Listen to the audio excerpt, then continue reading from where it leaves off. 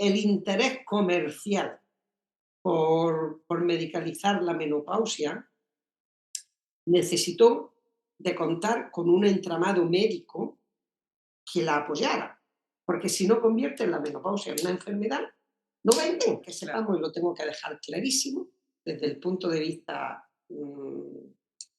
médico, que es Ujú. mi obligación, que no hay ningún estudio que haya demostrado hasta el día de hoy que el tratamiento hormonal para la menopausia tenga beneficio. ¿Sabes cómo voy a titular el programa? Le voy a poner Enriqueta Barranco, ginecóloga rebelde, para menopausia rebelde.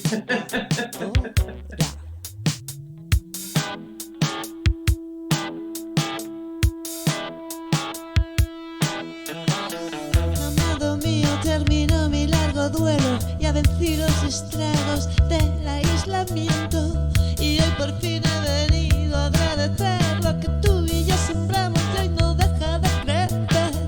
No sé si recuerdas lo que tú y yo hablamos de lo que podríamos ser de aquí a algunos años, pues yo ya sé lo que voy a ser de mayor, seré una linda vieja de un cuerpo agitado. Ajá. Agitadora.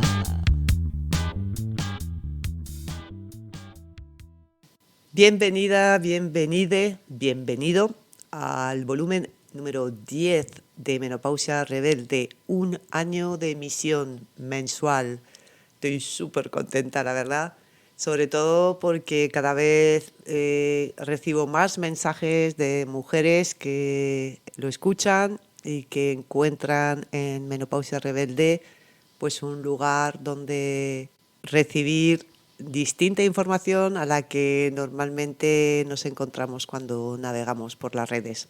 Así que eso, muy muy agradecida por este año y pues a seguir, porque no queda otra, hay que seguir. Vamos a hablar hoy de ginecología con Enriqueta Barranco, una de las mujeres más cañeras dentro de la ginecología del Estado español. Bueno, ha sido una entrevista muy copiosa en la que abordamos muchos temas, así que te voy a dejar ahí casi del tirón. No voy a poner música en este programa porque creo que la entrevista tiene un contenido muy guay que no me cabe, porque el programa tiene que durar 1 hora y así es. Bueno, ginecología, madre mía, yo no sé vosotras, chicas, pero yo la verdad es que llegó un momento en mi vida en que intenté que fuera lo menos posible. Y me parece triste al final decir esto, ¿no? Pero es que yo no he tenido, no me encontraba ninguna Enriqueta Barranco por el camino, o muy poquitas. Bueno, sí, tengo que mencionar a las chicas de Ausolan, el módulo de planificación familiar ahí en Bilbao, en el Casco Viejo, que me echaron una mano en un momento crucial que tenía que abortar. Y se portaron súper bien, ¿no? Pero en general, o sea, bueno, os voy a contar una anécdota. Para mí fue como el colofón ya. Era 9 de septiembre del 2004 y lo sé porque estaba embarazada. Mi fecha de parto estaba pronosticada para el 25 o 26 de septiembre o algo así. Y entonces nada, pues me tocaba consulta con el ginecólogo, esta revisión, ¿no?, trimestral, que normalmente en el parto, si todo va bien, pues estás con la matrona, pero de vez en cuando pues tienes que ir a ver al ginecólogo. Y fíjate, me sale en masculino, ¿eh? Es la leche, porque es que es verdad. O sea, no sé, yo me he encontrado con más ginecólogos que con ginecólogas, por mucho que luego Enriqueta nos dice que hay más ginecólogas. Bueno, anyway, a lo que iba, pues nada, me fui a esa revisión y nada, se suponía que era simplemente para ver cómo iba el embarazo, si había algo de dilatación o tal y bla. Entonces, pues nada, me abro de piernas, ya sabéis, ya conocéis el protocolo ahí, de esa cambilla y tan, yo qué sé, tan horrible, ¿no? A mí siempre me ha parecido, de hecho, que podía ser algo mucho más agradable, tanto al tacto como, no sé, yo qué sé, en fin, no me voy a meter ahí porque sería mucho lío. La cosa es que me tumbé, el señor me miró, me metió los dedos sin avisar. ¿Para qué te va a avisar? Sin avisar, me metió los dedos y me dijo, bueno, esto va bien, ¿eh? Está bastante ya dilatado. Y sin previo aviso, raca, noté como penetraban esos 2 dedos o 3, no sé cuántos eran, pero bueno, da igual, unos cuantos dedos hacia adentro, que me hizo saltar de la camilla y le dije, ¿pero qué estás haciendo? Y tal, me dice, no, tranquila, tranquila, que no pasa nada, que simplemente es una maniobra, fíjate qué palabra, maniobra, para ayudar a que el parto se ponga en marcha, porque tú ya estás preparada y así ya te va a soltar el tapón y ya está. Y le dije, pero si yo no te he pedido nada, es lo único que me salió y el resto es que estaba tan... Mira, estoy otra vez sintiendo esto, ¿no? Cuando te quedas como que no puedes reaccionar, o sea, todo esto que estamos hablando tanto este tiempo, ¿no? Sobre el consentimiento, que también está en hablaremos con Enriqueta también un rato del consentimiento, ¿no? En el ámbito de lo médico. Total, que salí de la consulta con mogollón de rabia, si os digo la verdad, porque mi plan era parir en casa, estaba todo en marcha, estaba súper a gusto, mi parto iba bien, y yo lo que quería es que llegara cuando tenía que llegar. Entonces, como había leído bastante sobre parto y cuando se retrasa un parto qué hacer y tal, cuando llegué a casa y le conté a mi compi lo que había pasado, le dijo, tío, ¿sabes qué? Vamos a follar. O sea, porque yo sé que el follar puede provocar un parto y casi prefiero quedarme con ese recuerdo que hemos sido tú y yo, los que hemos hecho esto, puesto en marcha este nacimiento, más que este cabrón. Y efectivamente, de madrugada me puse de parto. Un parto bellísimo, de hecho, os animo mujeres a parir en casa o donde queráis, pero de forma lo más poco intervenida posible, porque se puede y se debe, yo creo, nada más. Y no sé al final si ese parto, ¿no?, se inició por la maniobra de este tipo o por ese bello folletín que tuvimos para compensar. Pero lo que sí sé es que hoy en día acudiría a mis amigas feministas, les contaría lo que ha pasado y seguramente iríamos a denunciar a este tipo.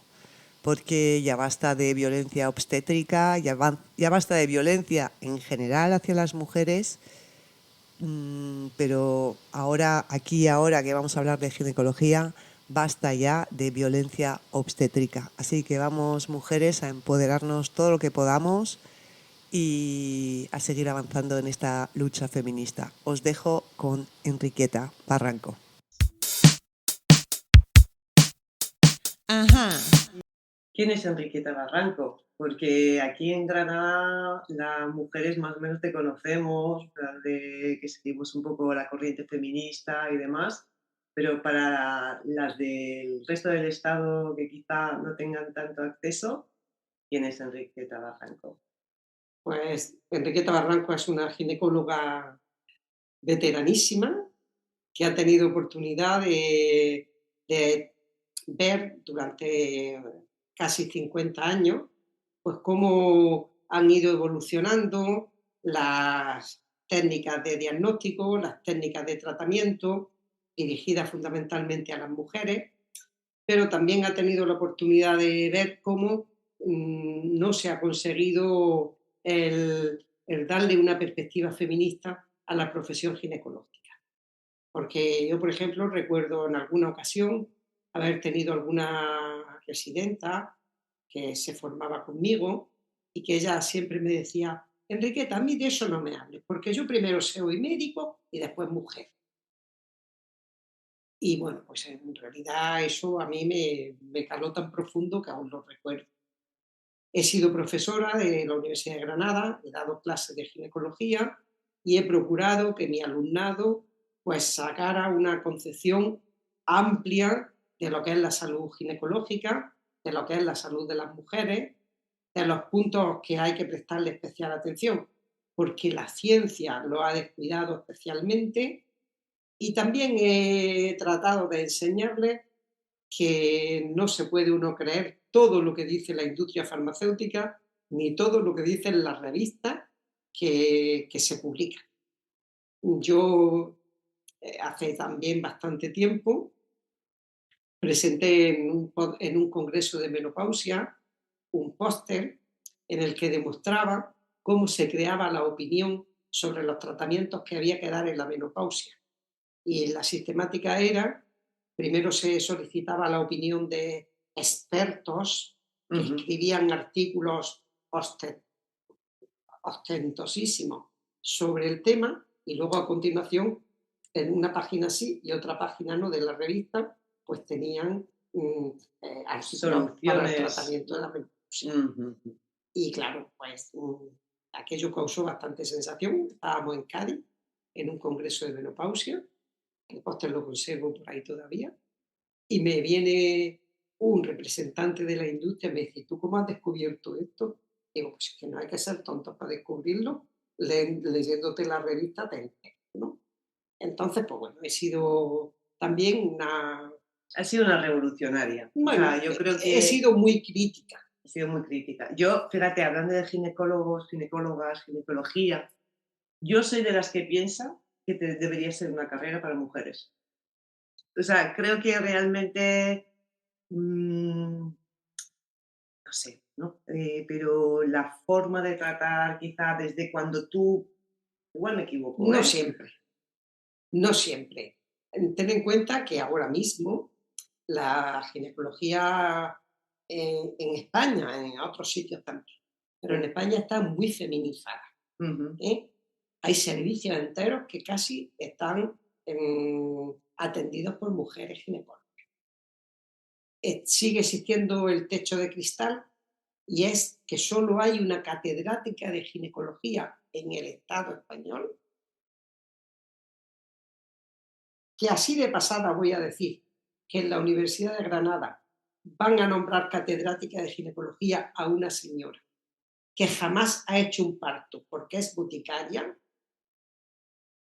nunca ha hecho clínica porque es que ella es de profesión boticaria, Ujú. y esa mujer va a ser la que va a enseñar al alumnado. Entonces, existen una graves deficiencias.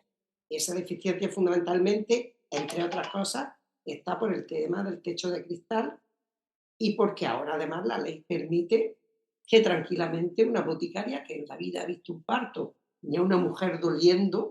doliéndole su abdomen por una endometriosis, pues va a ser catedrática de ginecología dentro de un mes. Vaya. Sí, bueno, yo entiendo lo que dices, ¿no? Pero también creo que quizá por también a nivel político, digamos, o de recuperar un lugar que para mí es mucho más, debería ser mucho más femenino, ¿no? Es que el lugar ahora es femenino. Ten en cuenta que cuando yo comencé en la línea genealógica, pues solo había habido 5 ginecólogas en Granada previamente. Ujú. Y ahora crees que hay Ahora mucho más. hay más del 70% de la gente que ahora mismo ejerce la ginecología son mujeres. Claro.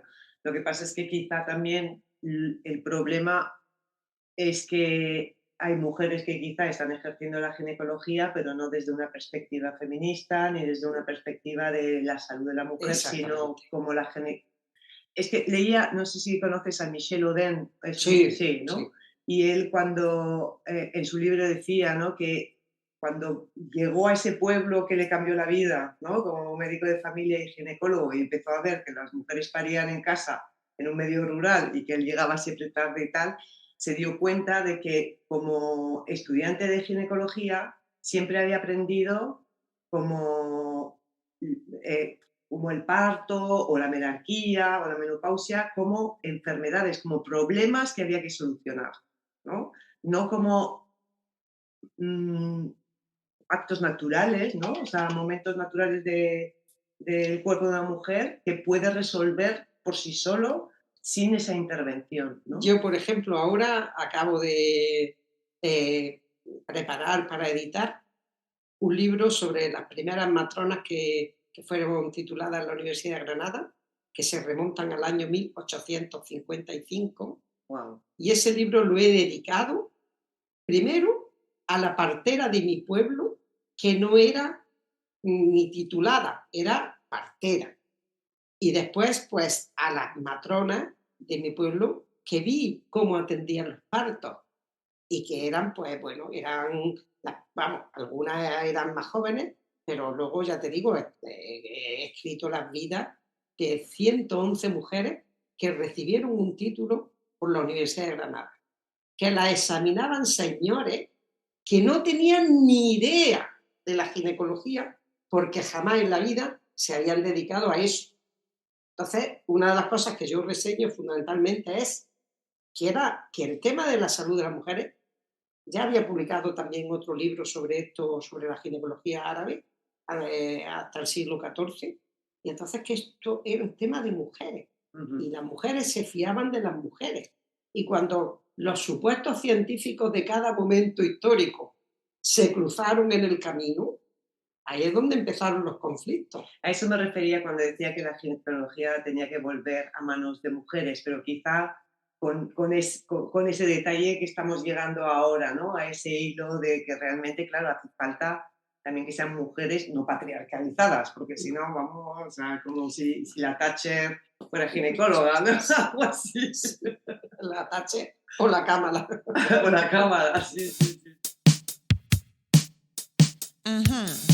Otra de las cosas que quería así como en tu biografía señalar, ¿no? Es este estudio sobre sangre, la sangre menstrual, que creo que no se había hecho hasta entonces. Pues sí, esto tiene también una larga historia desde el punto de vista práctico, porque una de las que colaboró conmigo en este estudio había sido alumna mía de la Facultad de Medicina y luego también había sido alumna mía de residente. Ahora es una persona muy importante en el mundo de la obstetricia.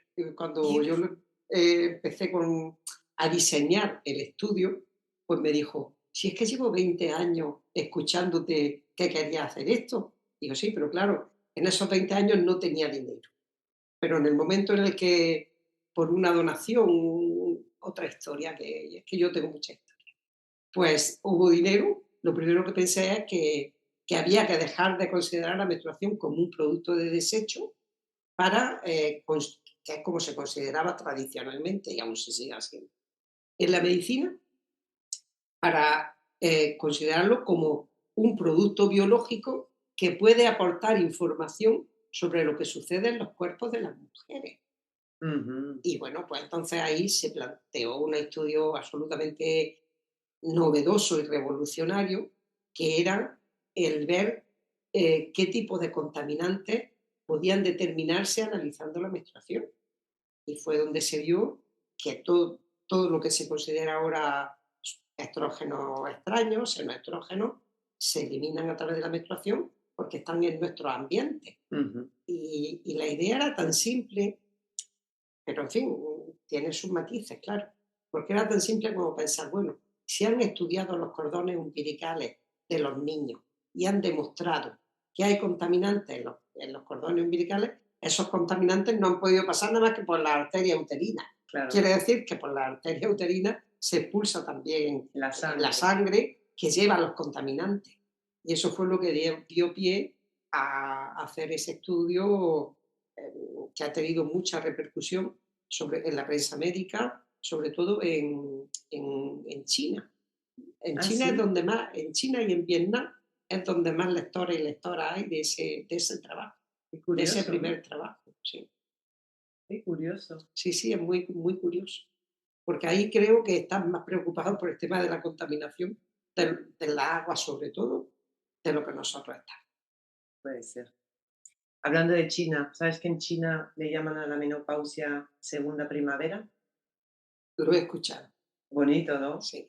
Mucho más, ya de por sí, ¿no? Es como que te pone como En otro lugar en de la otro vida. lugar, ¿no? De la vida y cuando tú lo escuchas dices, oh, qué bien, una segunda primavera, ¿no? Es como voy a volver a florecer, ¿no? Ya, pero bueno, China no se va a sustraer de la presión de la menopausia, de los tratamientos para ella, seguro.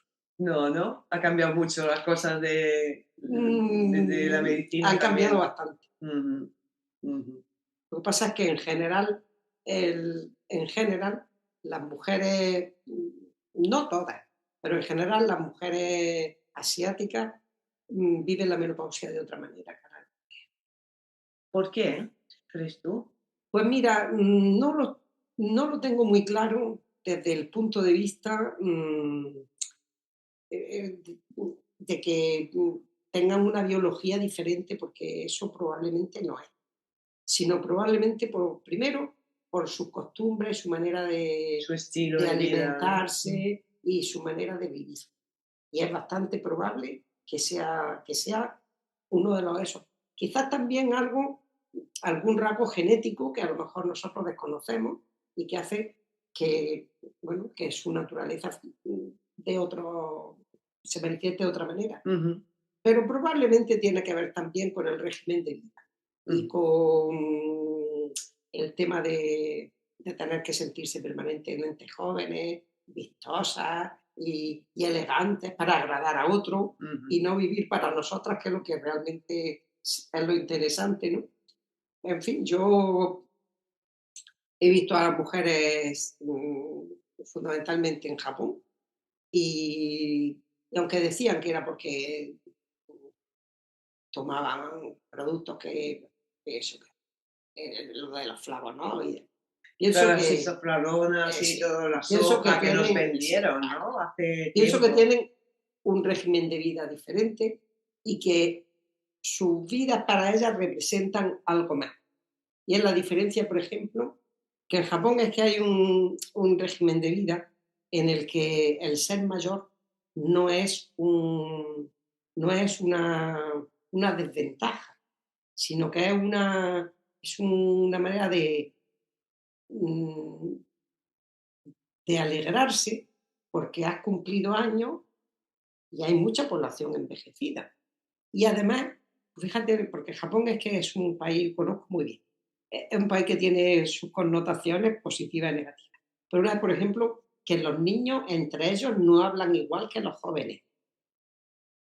Los jóvenes no hablan igual que los más mayores.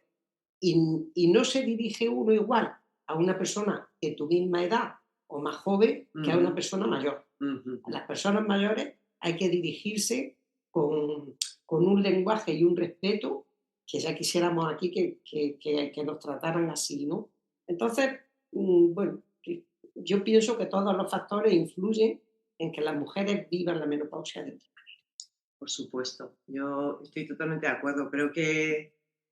Pero creo que lo hemos tenido. O sea, que realmente es algo que Se ha perdido. se ha perdido en muy poco tiempo, Sí, sí, ¿no? claro. Así en 2 generaciones hemos perdido como ese respeto a la vejez.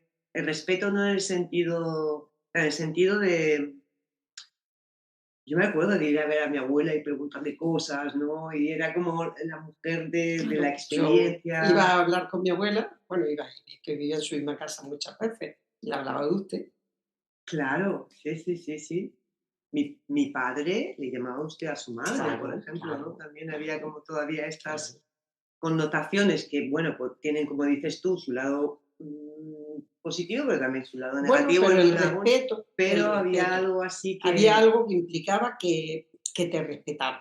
mm, Y eso, pues, no es malo, ujú, porque, bueno, la sociedad tiene unas normas y esas normas, el tratas con respeto a la gente que te rodea, no es una mala norma, claro, pero no, se ha no, no, perdido, por supuesto, por se ha supuesto. perdido. No, yo creo que hablábamos con Ana Freixas en el anterior, ¿no? Este miedo a la vejez, esta cosa de seguir siendo joven Para que otro, joven de espíritu, claro, estéticamente, ¿no? Y tú me contabas antes, estábamos ahí hablando un poquito, ¿no?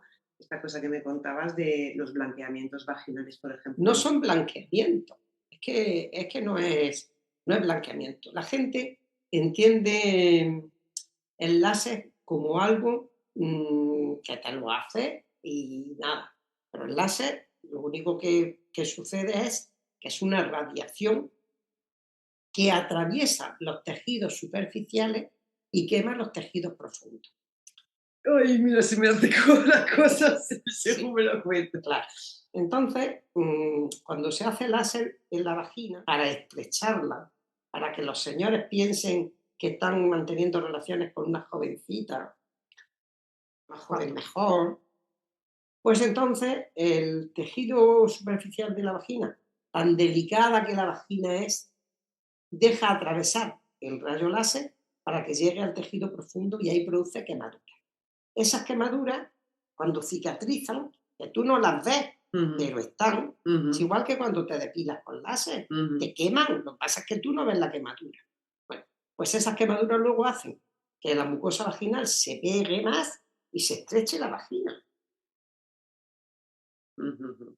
El rejuvenecimiento es estrechar, quemar los tejidos Sí, profundos. porque el blanqueamiento Es realmente es otra de cuestión, vulva es del ano, o del ano, que pues pero también bueno, es otra también lo cosa. hacen con Pero láser, esto es como sí, como volver a tener una vagina de de 15 Lolita, años, de ¿no? De Lolita. Lolita, increíble, ¿no? Yo siempre digo que padecemos el síndrome de Lolita. Todas quisiéramos ser, yo con perdón que no, la Lolita de Nabokov.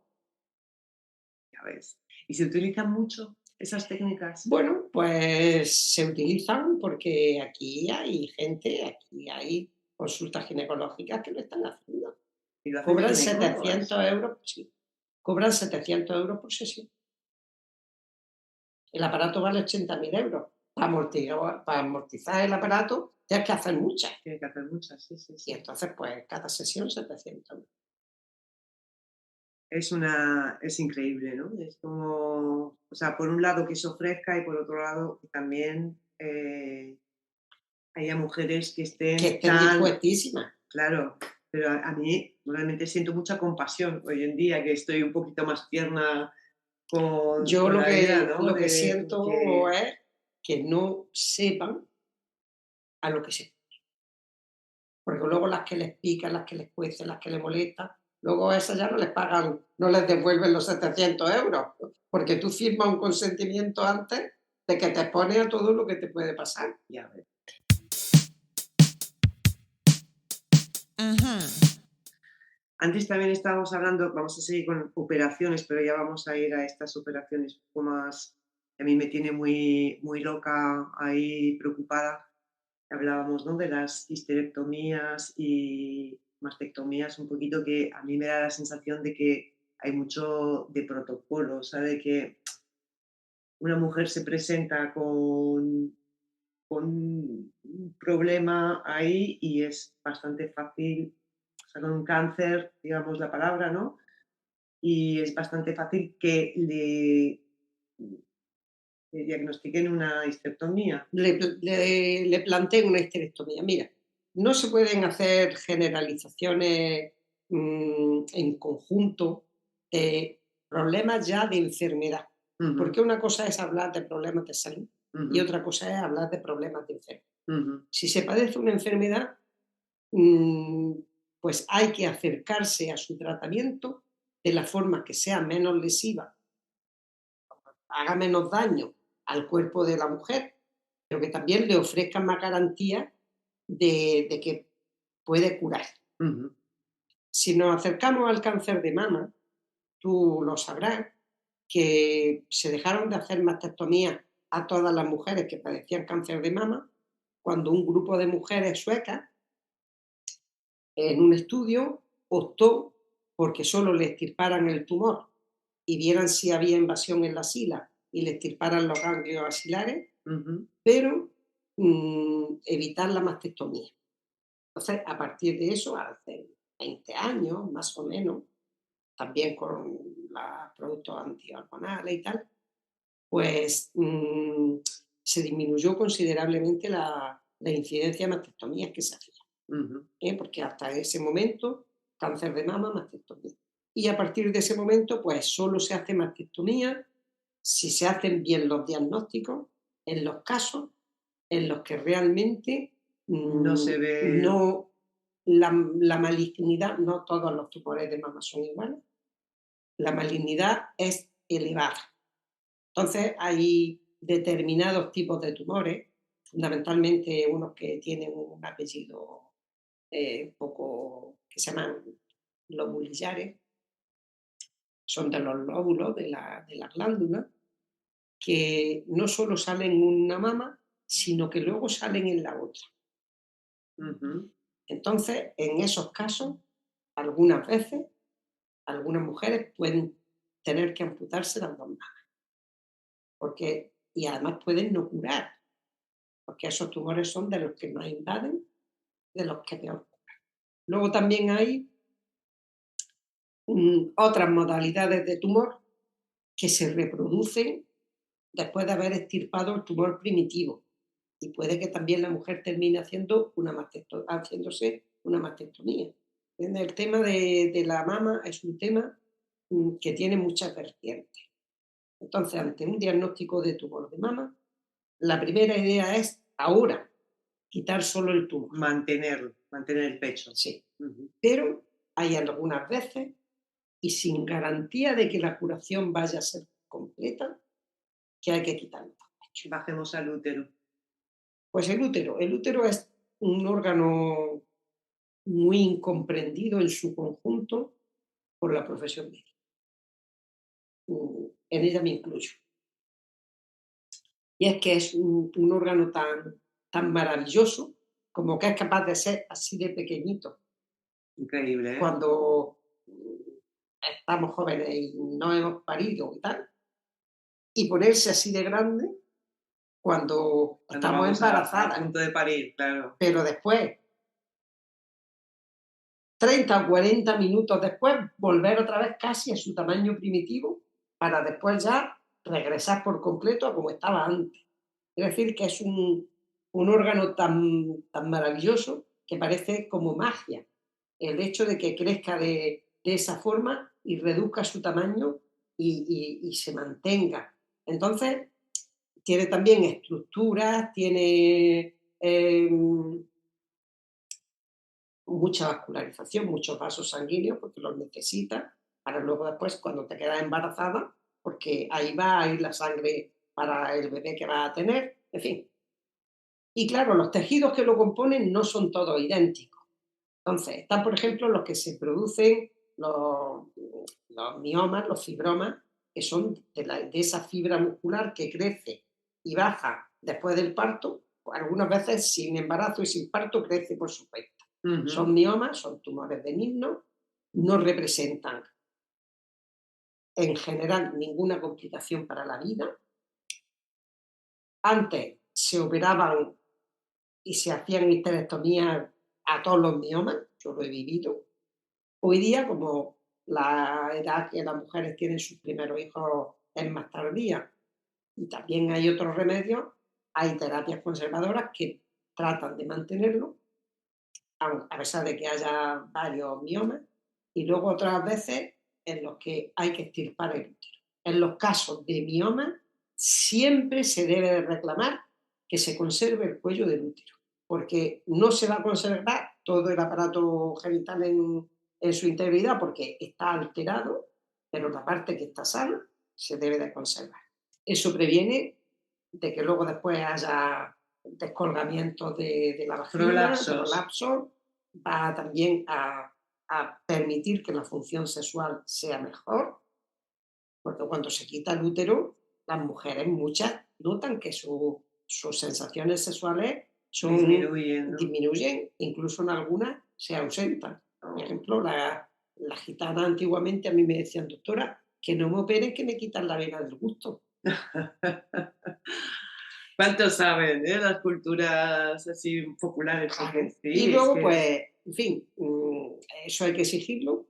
Los ovarios hay que exigir que se conserven, salvo que padezcan una enfermedad maligna.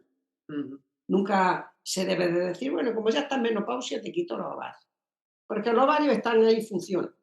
Menos de lo que quisiéramos, Todavía están produciendo pero siguen algo, claro. ahí. Y, bueno, la mujer que va a someterse a una intervención por un proceso benigno siempre tiene que exigir que sea lo más conservadora posible. Luego ya están otro tipo de tumores que generalmente no dependen del músculo, sino que son los tumores del endometrio, Ujú. que son tumores malignos, que son muy agresivos, que algunas mujeres fallecen a consecuencia de esa agresividad, y en esos casos también hay que quitar el cuello del útero, Mm. porque hay que curar, por lo menos se interviene con el ánimo de curar. Y luego, pues también hay unos tumores de una malignidad extremada, que son los tumores de la vulva, que requieren de extirpaciones amplísimas de la vulva y sin garantía de que cure. Entonces, pues no se puede generalizar. Lo que hay que decir siempre es que tumores benignos se reclame siempre una cirugía lo más conservadora posible. Y que no te digan, bueno, como ya no quieres tener más niños, te lo quito todo y ya. Claro, que todavía se oye eso, No, ¿eh? claro, O sea, yo claro. te lo digo porque lo he oído en mujeres amigas y tal, y que claro, por otro lado hay un mensaje, ahora que te estoy escuchando, ¿no? Con esta pausa y esta explicación tan específica y me das confianza, pero es que en muchas consultas es miedo lo que te meten todo el rato, ¿no? Así, Sí, no. no tenemos ninguna consideración con el lenguaje que usamos. Somos realmente amantes de expresar lo que decimos con términos incomprensibles para la población que nos está escuchando.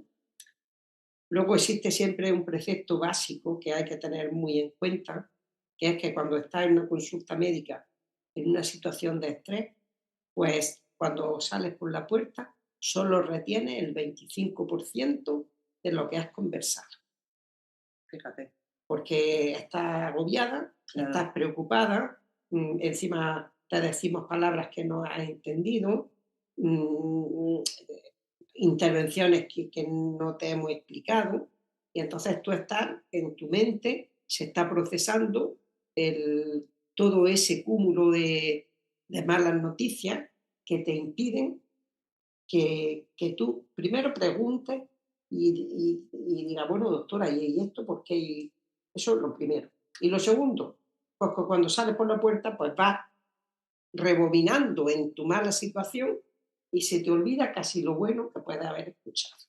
Me imagino. Sí, que te quedas con más como con el miedo, con todo Con lo... todo lo que tú llevas en tu mente de preocupación, de agobio, de inseguridad. Ujú.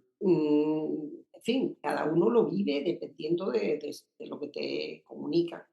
Entonces creo que hay que dar mucho tiempo a una persona que se le propone una intervención, que es una intervención mayor, antes de obligarla a tomar una decisión. Y eso pues no se hace porque lo que hay es, se le da un papel para que firme un consentimiento informado. Ese consentimiento informado está viciado, porque el consentimiento informado para un acto médico debe de ser un consentimiento en el que la mujer con toda la tranquilidad puede decidir si lo acepta o no, porque a lo mejor después de leerlo dice que no y nunca se le da esa oportunidad, ¿entiendes? O sea que existe una dinámica de consulta en la que seguimos manteniendo un papel preponderante quienes sabemos y relegando a un papel de poco protagonismo a quien lo padece el problema. Para pacientes. Ujú. Cuando yo creo que está demostrado, ¿no? Que cuando una paciente como que se empodera, ¿no? De su enfermedad, se responsabiliza y empieza a sentir más confianza, también ayuda, ¿no? A la recuperación. Se dice, ¿no? Primero, ayuda a recuperarse y segundo, mm, traumatiza relativamente menos el haber tomado una decisión informada en la que ha podido consultar con la almohada, con su pareja, con su Claro, madre, claro, la decisión que va a tomar. claro. Entonces, hace ya muchos años que alertaron sobre lo viciado que estaba el tema del consentimiento. Pero como... Está en todas partes el Sí, consentimiento, sí, sí, ¿eh? sí, sí, sí, sí, sí. Sí, sí, sí. Claro, claro. Pero bueno, la medicina pues entraña riesgos porque luego algunas veces las mujeres se sienten mal. Total.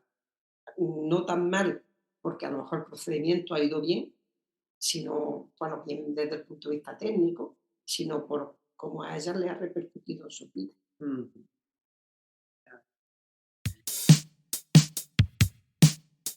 Ajá. Cambiando de tema, a todas las mujeres que pasan por menopausia rebelde les preguntamos cómo fue o está siendo, dependiendo la edad, ¿no? Pero en tu caso, ¿cómo fue la menopausia? ¿Cómo fue tu proceso? Porque un día tuve la última menstruación y listo, Y listo. Y siguió tu vida tal cual. igual. Yo seguía haciendo lo mismo. Tú lo tenías claro desde los 22, ¿no? Desde que Yo seguía empezaste. haciendo lo mismo que he seguido haciendo, ¿no? O sea, no, mi vida no cambió para nada. Ujú. Yo, se fue la menstruación, pues bueno, pues adiós, muy buena. No, yo, vamos a ver, es que vincular un hecho biológico inconstatable e irremediable, porque es que la vida tiene sus ciclos, mm, no tiene por qué ser un cambio. ¿Por qué voy a cambiar yo porque no tengo menstruación? Seguiré hablando en público, hablando en televisión, criticando cuando hay que criticar, y no tendré por qué limitar mi personalidad, mi forma de vida a que se ha ido la menstruación, pues se ha ido igual que cuando vino. Ujú. No, esta mujer dice que al revés, ¿eh? O sea, en vez de limitar, o sea, si está bien trabajada, la menopausia es un momento de salir a la palestra para muchas de nosotras. Yo seguía haciendo lo mismo que hacía. Tú tenías ya tu recorrido iniciado y a seguir con este gran trabajo que estás haciendo, ¿no? Yo la primera menstruación la recuerdo porque esto es así. Mm, Soñé durante la noche que iba a tener la primera menstruación. Y Oh, cuando me levanté por la mañana, me limpié y la tenía. qué fuerte, ¿eh? Sí, sí. Y la última Y no, la no, última, no te, pues, no, esa no te la soñaste, ¿no? O sea, vino, esa llegó. vino. Ujú, Vamos, mi vida no se modificó. Yo he seguido antes y después. ujú. Y generalizando un poquito ahí hablando de nuestra menopausia, de este momento, digamos, de las mujeres que tenemos entre 50 y 60, ¿no? Que es un poco la etapa, dependiendo, ¿no? Hay mujeres, yo por ejemplo a los 51, tengo una amiga que tiene Algunas a los 56, 45. también, ¿no? También. Pero tú dirías, tú dirías que está más estigmatizada que antes, o sea, que en el fondo nuestras abuelas vivieron una menopausia mucho más sencilla, mucho más, ¿no? Que nosotras. Y que quizá tenga que ver también con el modo de vida o con... Desde, desde el punto de vista histórico, porque además, en fin, yo mis ratos libres, que ahora son muchos, los dedico a la investigación histórica. Entonces resulta desde el punto de vista histórico, ya en el siglo XIX, tengo yo, y finales del XVIII, tengo yo textos de ginecología que decían que llegada a la edad crítica, las mujeres eran un desastre, se ponían neuróticas, en fin, es un desastre. Era, vamos, pues, interpretado en términos comunes, era ya el desastre, ¿no? El derrumbamiento por completo de las mujeres. Ujú, Yo, por ejemplo, viví rodeada de mujeres que tuvieron que solventar graves dificultades en sus vidas para, para seguir sobreviviendo en un mundo complicado. Mi abuela murió con 94 años, jamás en la vida la escuché hablar de menopausia ni de nada, enviudó con 35 va a hacer 100 años que murió mi abuelo en el año 26.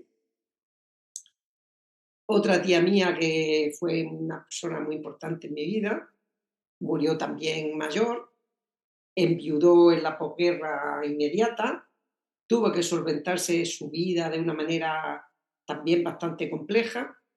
Jamás en la vida puso la palabra menopausia en su boca. Ujú. Y mi madre, que fue una mujer que padeció graves enfermedades, murió hace ya muchísimos años, pues sí tenía síntomas de menopausia. Tenía sobre todo sudoraciones abundantes, que ella atribuía a su enfermedad y jamás lo atribuyó a que se le había retirado la menstruación. Fíjate tú. Entonces, cuando yo era muy joven, la única vez que yo escuché hablar de que la menopausia podían pasar cosas fue a una tía mía, una hermana melliza de mi madre, un día que me dijo, bueno, a tu madre que ya se le habrá ido la regla y por eso está de mal humor. Esa era toda la alusión que en mi mundo familiar y yo vivía entonces en un pueblo, muy pueblo, se hablaba, ¿no? La gente se quería ir a la menstruación, se había ido. Ujú, ujú. Sí, sí. Y no pasaba nada. Que hoy en día le estamos dando más importancia quizá, tanto las mujeres por un lado, pues porque nos apetece hablar de ello y tener, ¿no? Pero también hay todo un mercado, bueno, por un lado, ginecólogos o ginecólogas privadas, ¿no? Como hablabas, por ejemplo, de estas Del intervenciones láser. del láser, por ejemplo, pero también hablemos de las terapias hormonales, por ejemplo, ¿no?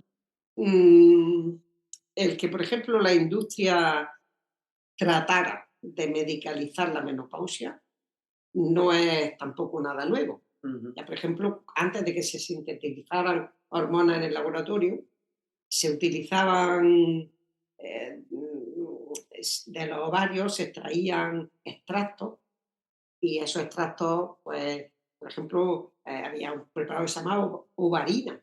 Ovarina, ¿eso de qué Ovarina. año? Estoy hablando de los años 20 y algo del siglo pasado. ¿En dónde se hacía esto? ¿En En España? España. En España. Ajá. Sí, sí, se aplicaba ovarina, que eran extractos glandulares de ovario ¿De ovario? de animales, generalmente de vacas. Luego ya, en los años 30, Y perdona, ¿y eso servía para? yo Por no sé si supuestamente. servía para algo, Pero lo vendían como. no sé si servía para algo. Luego, en los años 30 del siglo XX también, se empezaron ya a sintetizar a través de plantas los primeros estrógenos. Ujú. Y ya empezaron a fabricarse en fábricas en Berlín los primeros productos hormonales para tratar la menopausia, entre otras cosas. O sea, no es algo que Que aparece así no, como de repente no. ahora. No, Luego después todo un ya, camino. después del fin de la Segunda Guerra Mundial, pues entonces ya se siguieron esas líneas de investigación para sintetizar productos hormonales. Y fue cuando en el año 1966 el famoso Wilson escribió el libro Femininity Forever, en el que ya decía que las mujeres tenían que tratarse con estrógeno para ser jóvenes toda la vida. Eso está ahí, ¿no? Pero bueno, el interés comercial por medicalizar la menopausia necesitó de contar con un entramado médico que la apoyara, que si no contaba con ese entramado médico no iba a vender. Claro. Entonces, bueno, pues se empezó a crear una corriente de opinión en la que se empezó a considerar el envejecimiento como una enfermedad de por sí, y como una enfermedad de por sí había que tratarla. Ujú. Y ahí es donde empezó ya pues, las corrientes de la unidad de menopausia, de los parches, de las pastillas y de las 27.000 cosas que se han hecho y se siguen haciendo, pero primero necesitaron crear una opinión médica y escribir libros sapientísimos sobre los enormes perjuicios que la menopausia representaba para las mujeres. Porque si no convierten la menopausia en una enfermedad, no venden, Claro. simplemente. Entonces, luego, ¿qué pasa? Que incluso aunque las mujeres menopáusicas no nos sintamos enfermas, pero si tenemos signos que no síntomas, Ujú. porque la menopausia no es una enfermedad y da signos, pero no da síntomas, pero bueno, esos consideran que son síntomas y hacen escalas y hacen 27.000 cosas para demostrarnos lo malísimas que estamos y lo buenísimas en todos los sentidos que nos van a poner si nos medicamos. Y nosotras mismo. no lo creemos. Y entonces ahí es donde ya empieza, pues, hace 20 años, los tratamientos masivos y los efectos secundarios de los tratamientos masivos.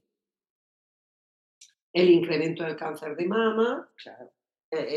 y de otros problemas, de la enfermedad cardiovascular, del infarto agudo del miocardio y de todo. Y luego, pues claro, ya esa corriente de enfermedad se transmite de madre a hija, ya no se transmite como un acontecimiento vital, sino con algo, niña, que vaya al médico, que te mande las pastillas porque te vas a poner vieja, porque te va a dar, porque no te va. ¿Entiendes? O sea que aquí, pues, primero la industria, el entramado médico después y luego la venta. Claro. Qué fuerte, ¿eh? Qué locura.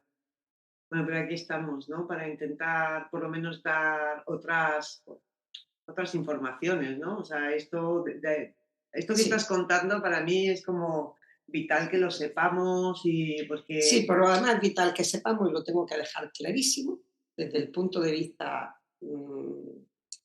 médico, que es Ujú. mi obligación, que no hay ningún estudio que haya demostrado hasta el día de hoy que el tratamiento hormonal para la menopausia tenga beneficio. No hay ningún estudio. Está publicado en informes del Servicio de Salud norteamericano. Las americanas son entusiasmadas. Vamos, son las más entusiastas. Las americanas y las inglesas, las más entusiastas de tomarse todo lo que les dé. Ujú. Pero hay estudios que están publicados, que se pueden consultar, en los que dice que no hay ningún beneficio y que en cambio hay riesgo. A eso me refería, si hay estudios que dicen, hablan de riesgos. Sí, pero son estudios, pues te digo, estudios que han hecho un análisis de todo lo que se ha publicado en el mundo Ujú. y que dicen que no hay beneficio y que puede haber riesgo. Incluido, por ejemplo, que no es despreciable, el aumento de piedras en la vesícula biliar. Claro, pues siempre pensamos riesgo, cáncer de mama, no, incluido el aumento de litiasis De biliar. piedras. Ujú. Y esto hay que decirlo, por muchas asociaciones para el estudio de la menopausia que haya, por mucha gente que diga que nos tratemos con hormonas para estar jóvenes. No. Ni sintéticas ni bioidénticas. Lo de la bioidéntica, pues mira, ahí hay que hacer un análisis muy especial. Están vendiendo fundamentalmente en las clínicas de medicina estética ¿eh? Una especie de... Se Cápsula. llaman, sí, son como cápsulas gelatinosas que le dicen pellets, lo meten en la grasa Ujú. ¿eh?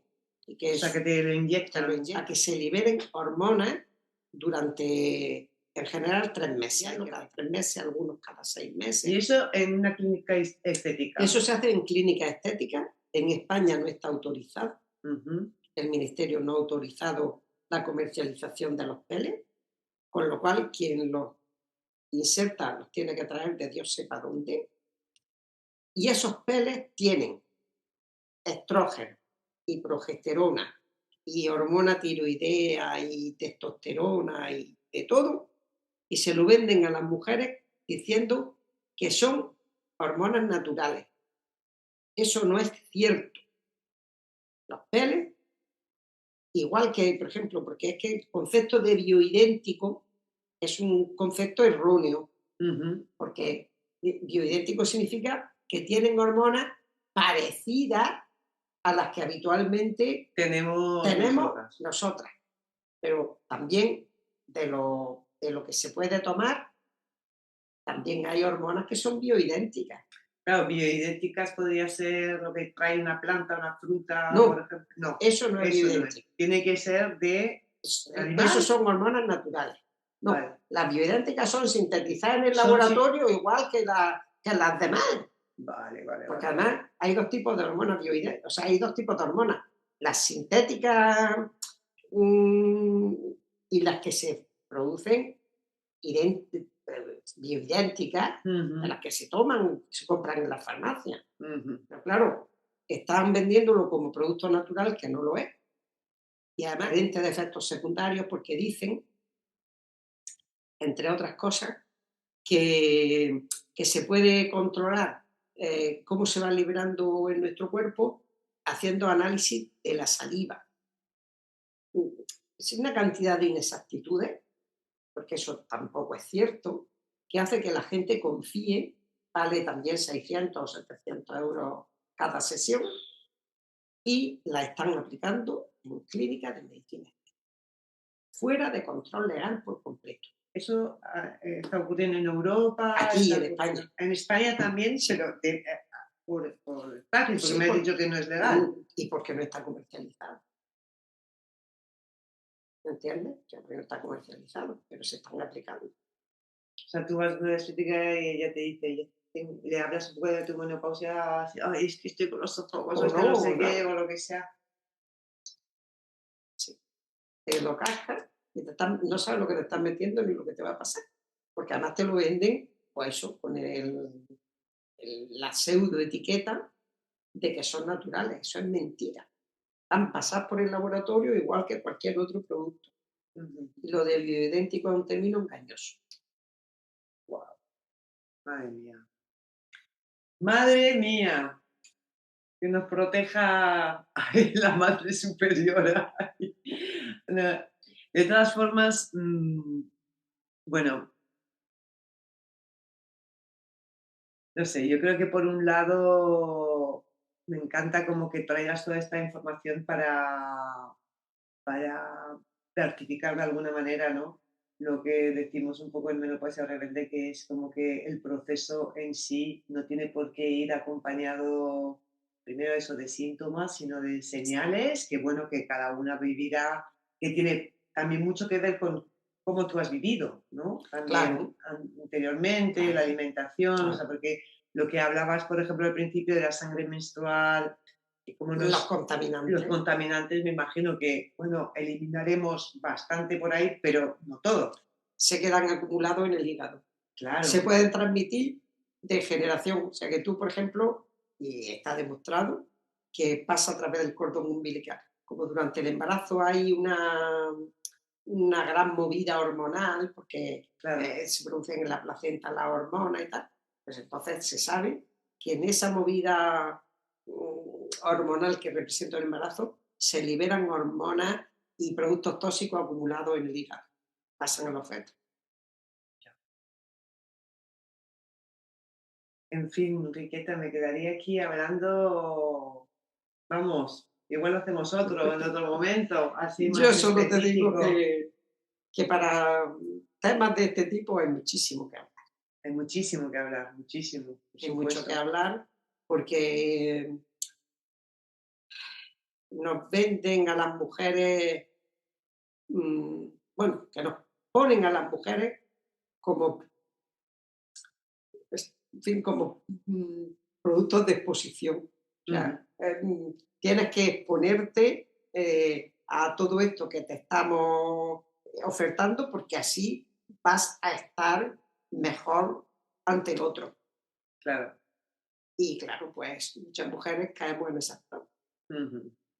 Sí, bueno, yo creo que hay eso, pero también creo que más y más hay desde ese amarse a sí misma o estar bien o tener mucha salud y tal, ¿no? Como que una a veces se engaña en tengo que tomar esto, tengo que tomar esto, ya ni tan siquiera, con cierta dosis de narcisismo, diría, ¿sabes? Así.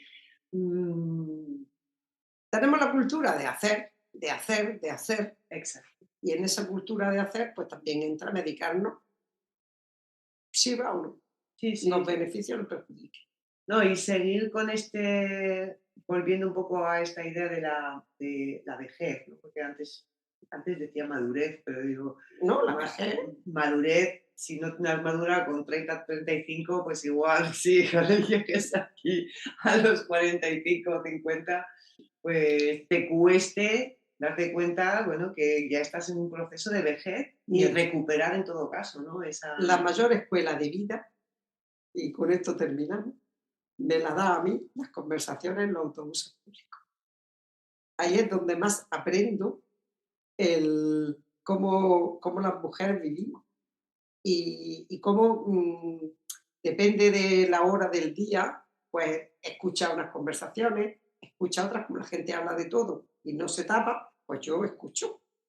Y entonces yo siempre pienso, cuando veo a mujeres ya mayores, seguramente más jóvenes que yo, pero en fin, mayores, que van contando a veces historias increíbles y siempre pienso que ni menopausia ni nada, que lo que nos falta es que nos reconciliemos con nosotras, que nosotras tenemos que aprender a ser nosotras siempre, pero en este momento de la vida también, ¿entiendes? Porque yo a veces escucho situaciones de abandono, a veces cuando el tema es soledad y tal, pues todo depende de cómo nosotras hayamos preparado nuestra vida.